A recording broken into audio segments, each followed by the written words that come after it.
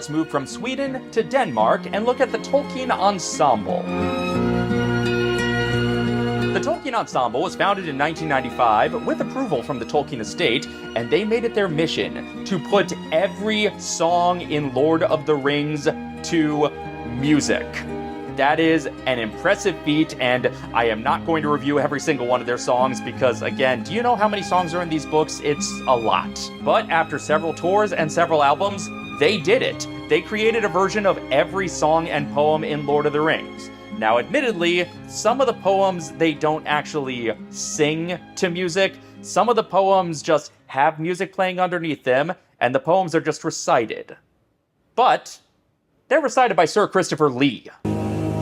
3 rings of the elven kings under the sky.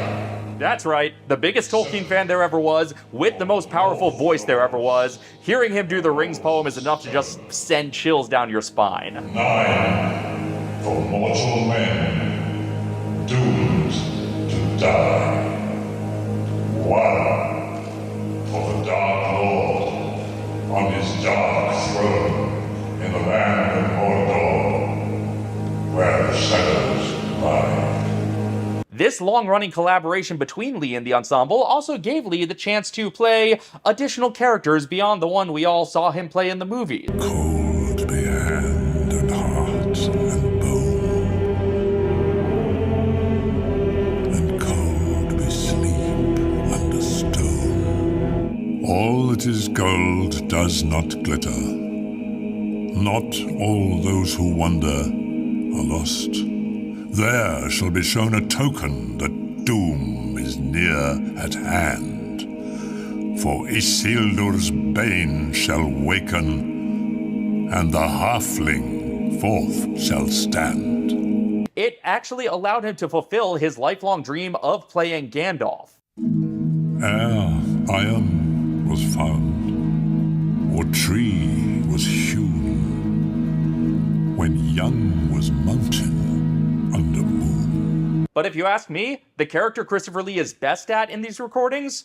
Treebeard. In the willow meads of Tassarinan, I walked in the spring.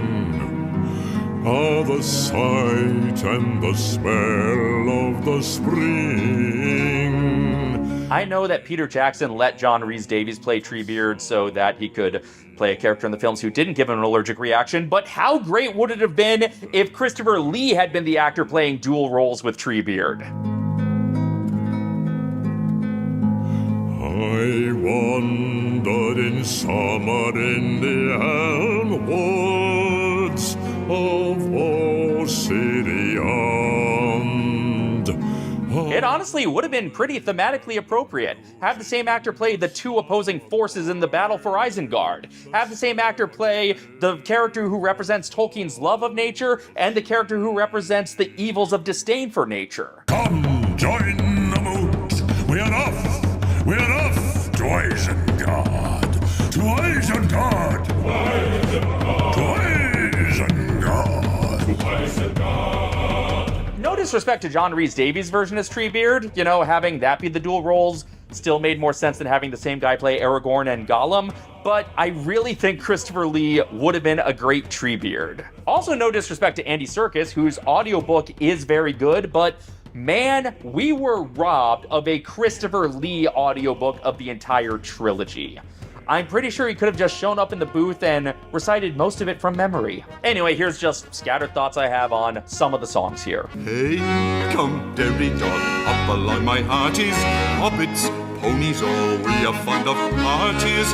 Now... So if we're counting the Tolkien Ensemble's body of work as a narrative adaptation, this is definitely the adaptation to feature the most Bombadil. Tree and flower and leaf and grass. Let them pass, let them pass.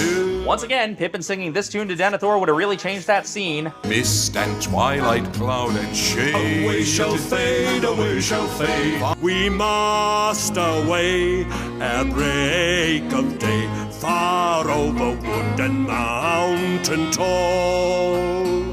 Okay, so this song is set in the text to be to the same tune as Misty Mountain's Cold, and Yeah, I like this one. Another good version of that song, but I imagine the dwarves version was probably in a minor key.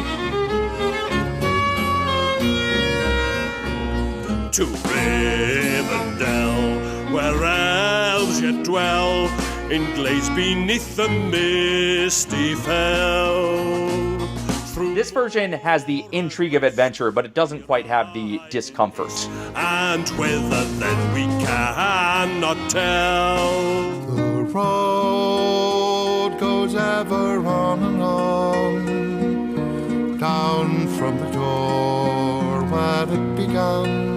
And that's just a quick glance at the music of the Tolkien Ensemble, the most complete musical adaptation of Lord of the Rings. I highly recommend doing the deep dive and listening to them all because it's amazing that they pulled it off.